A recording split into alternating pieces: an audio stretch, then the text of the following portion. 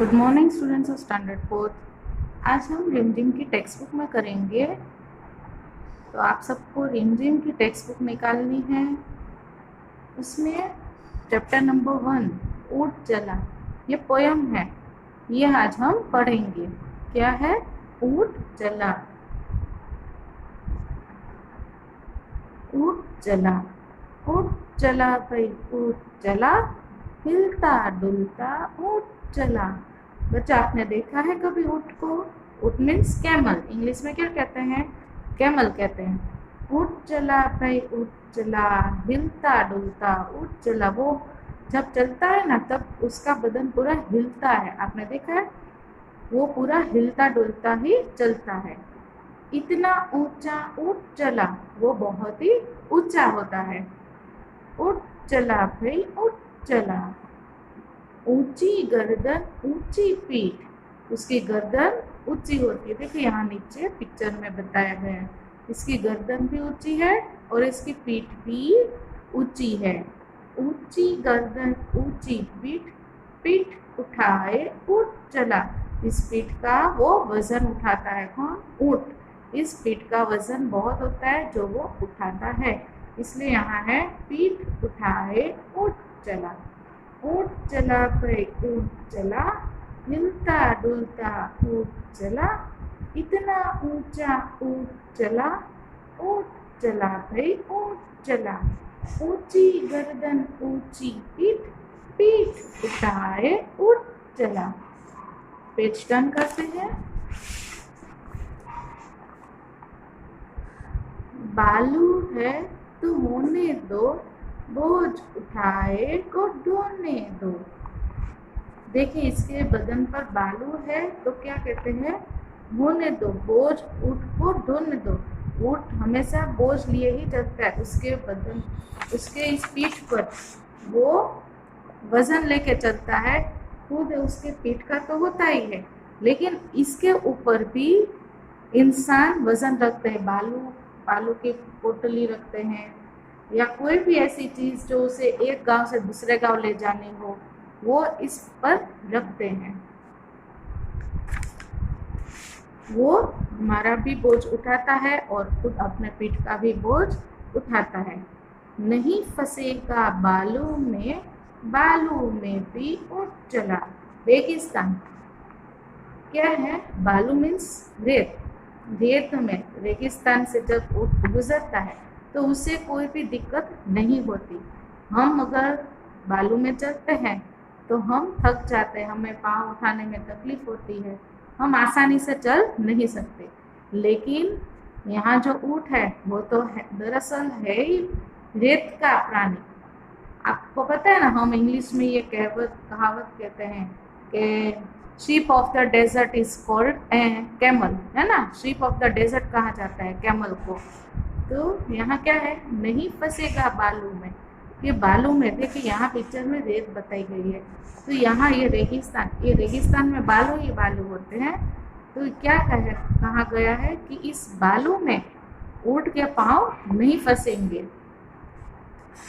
बालू में भी ऊँट चला। वो सीधे रास्ते पे तो आसानी से चलता है, लेकिन बालू में भी वो आसानी से चल सकता है।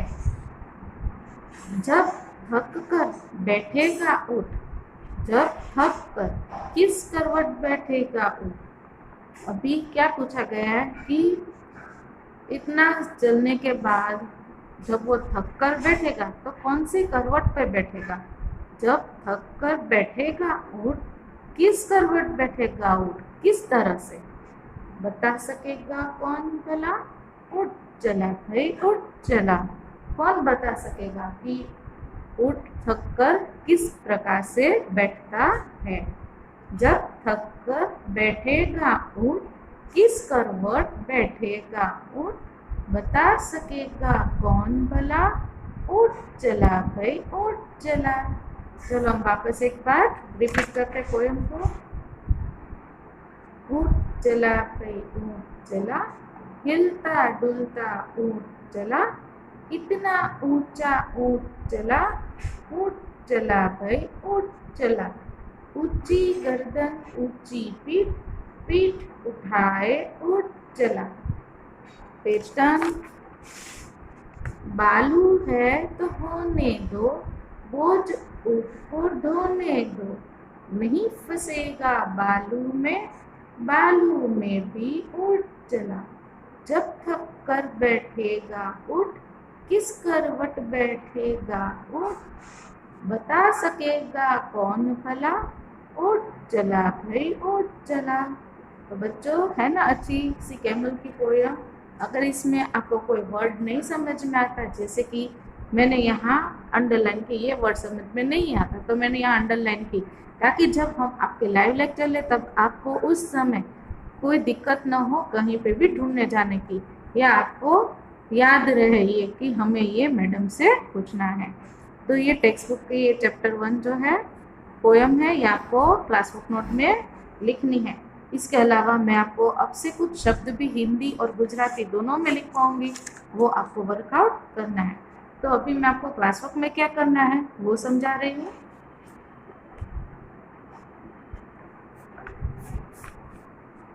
आपकी क्लास वर्क इस प्रकार से प्रिपेयर होगी। देखिए, सबसे पहले तो आपको उसमें कविता लिखनी है ऊँट चला।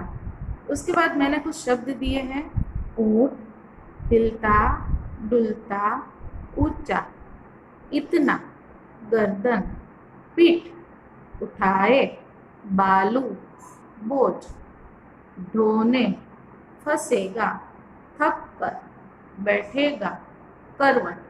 ये आपको लिखने हैं 3 टाइम्स क्लास वर्क की नोट में।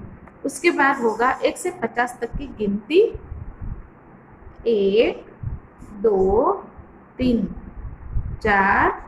ये मैंने 1 से 50 तक की इस तरह से गिनती लिख के रखी है। ये आपको 2 टाइम्स लिखनी है।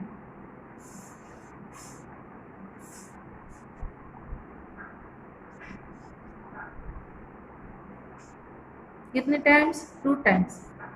इसके पहले आपको शब्द लिखना है और उससे पहले आपको कविता लिखनी है। तो इतना वर्क आपको क्लास वर्क में करना है। Thank you.